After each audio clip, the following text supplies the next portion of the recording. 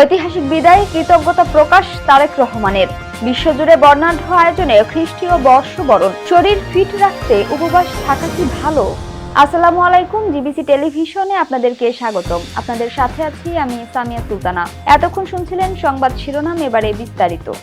বিএনপির চেয়ারপারসন ও 3 বারের সাবেক প্রধানমন্ত্রী বেগম খালেদা জিয়ার নামাজে জানাজা ও দাফন সুশৃঙ্খলভাবে এবং যথাযথ সম্মান ও মর্যাদার সঙ্গে সম্পন্ন হয়। সংশ্লিষ্ট সবাইকে আন্তরিক কৃতজ্ঞতা জানিয়েছেন দলের ভারপ্রাপ্ত চেয়ারম্যান তারেক রহমান। তিনি এ বিদায়কে ঐতিহাসিক বলে উল্লেখ করেন। বৃহস্পতিবার সকালে নিজের ভেরিফাইড ফেসবুক পেজে দেয়া এক পোস্টে তারেক রহমান বলেন, গভীর শোকের এই সময়ে দেশবাসী সহ বিভিন্ন দায়িত্ব পালনকারী সকলের সহমর্মিতা ও দায়িত্ববোধ তাদের হৃদয়ে স্পর্শ করেছে।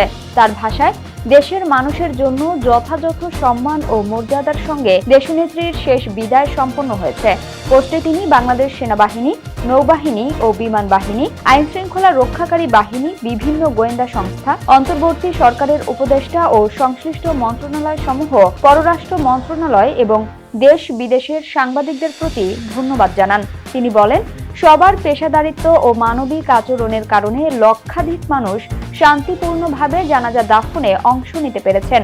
তারেক রহমান আরও কৃতজ্ঞতা জানান মাননীয় প্রধান উপদেষ্টা অধ্যাপক মোহাম্মদ ইউনূস ও তার মন্ত্রিসভার সদস্যদের প্রতি। তিনি উল্লেখ করেন, জাতীয় শোকের এই সময়ে তাদের উপস্থিতি ও সহানুভূতি পরিবারটির জন্য বড় সমর্থন হয়ে উঠেছে। শেষে তারেক রহমান বলেন, প্রতিষ্ঠান হিসেবে নয়, মানুষ হিসেবে যে সম্মান, দায়িত্ববোধ ও সহমর্মিতা সবাই দেখিয়েছেন তা চিরদিন স্মরণীয় হয়ে থাকবে। এই সম্মিলিত সহযোগিতার মাধ্যমেই মর্যাদার সঙ্গে দেশনেত্রীর স্মৃতিকে সম্মান জানানো সম্ভব হয়েছে। এবারে আন্তর্জাতিক প্রসঙ্গ। বিশ্বজুড়ে বর্ণাঢ্য আয়োজনে খ্রিস্টীয় বর্ষবরণ। নানা আয়োজন ও উৎসব মুখর পরিবেশে সারা বিশ্বে উদযাপিত হচ্ছে খ্রিস্টীয় নববর্ষ 2026। সময় অঞ্চলের পার্থক্যের কারণে বিশ্বের বিভিন্ন দেশে ভিন্ন ভিন্ন সময়ে নতুন বছরের সূচনা হয়। আতশবাজির ঝলকানিতে মধ্যরাতে আলোকিত হয়ে ওঠে আকাশ। বিশ্বের সর্বপ্রথম খ্রিস্টীয় নববর্ষ 2026কে স্বাগত জানানো হয় প্রশান্ত মহাসাগরের দ্বীপরাষ্ট্র কিরিবাতির কিরিটিমাতি দ্বীপে। হাইওয়ের দক্ষিণে এবং অস্ট্রেলিয়ার উত্তর পূর্বে অবস্থিত এই অঞ্চলটি নতুন বছর উদযাপনে সবার আগে আলোড়িত হয়। 1979 সালে যুক্তরাজ্য থেকে স্বাধীনতা পাওয়া কিরিবাতির জনসংখ্যা প্রায় 1,16,000। এরপর নিউজিল্যান্ডের চ্যাথাম দ্বীপে নতুন শহরের আগমন ঘটে। মাত্র 600 জন বাসিন্দার এই দ্বীপের পরই নিউজিল্যান্ডের মূল ভূখণ্ড তোঙ্গা ও সামোয়া সহ প্রশান্ত মহাসাগরীয় বিভিন্ন দেশে শুরু হয় বর্ষবরণ উৎসব। আতশবাজি, নাচ, গান ও বিশেষ খাবারের মাধ্যমে নতুন বছরকে বরণ করে নেয় মানুষ। মধ্যরাতে অকল্যান্ডের আকাশ আতশবাজির আলোয় ঝলমল করে ওঠে। একইভাবে মার্শাল দ্বীপপুঞ্জ, টুভালু ও নাউরুতেও উদযাপিত হয় নববর্ষ। এরপর নতুন বছরে প্রবেশ করে জাপান, দক্ষিণ কোরিয়া ও উত্তর কোরিয়া। এসব দেশে বড় বড় মন্দিরে ঘণ্টা বাজানো সহ নানা ধর্মীয় ও সাংস্কৃতিক আয়োজনে 2026কে স্বাগত জানানো হয়। এরপর বিশ্বের সর্বাধিক জনসংখ্যার দেশ চীন সহ ফিলিপাইন, মালয়েশিয়া ও ইন্দোনেশিয়ার বিভিন্ন অংশে শুরু হয় বর্ষবরণ অনুষ্ঠান। পর্যায়ক্রমে নববর্ষ উদযাপনে যোগ দেয় মঙ্গোলিয়া, তাইওয়ান, ব্রুনাই, রাশিয়ার ইরকুটস্ক, পশ্চিম অস্ট্রেলিয়ার পার্থ, হংকং, সিঙ্গাপুর, ম্যাকাও এবং অ্যান্টার্কটিকার কিছু অঞ্চল। এশিয়ার আরও যেসব দেশে ইতোমধ্যে নতুন বছর শুরু হয়েছে সেগুলোর মধ্যে রয়েছে Thailand, Vietnam, Cambodia, Indonesia, Jakarta, Bangladesh, Nepal, Bharat, Sri Lanka ও পাকিস্তান। এসব দেশেও আতশবাজি, ড্রোন শো এবং নানা উৎসব আয়োজনের মধ্য দিয়ে নতুন বছরকে স্বাগত জানানো হয়েছে। শরীর ফিট রাখতে উপবাস থাকা কি ভালো?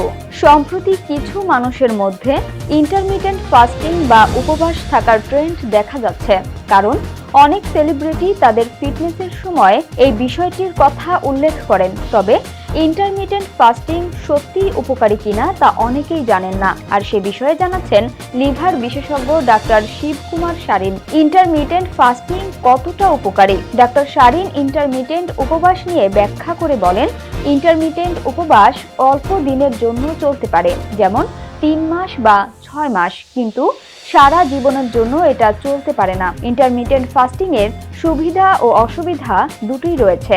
যখন কোনো ব্যক্তি ইন্টারমিটেন্ট ফাস্টিং করেন তখন শরীর সঞ্চিত চর্বিকে শক্তির জন্য ব্যবহার শুরু করে, যা চর্বি কমাতে পারে।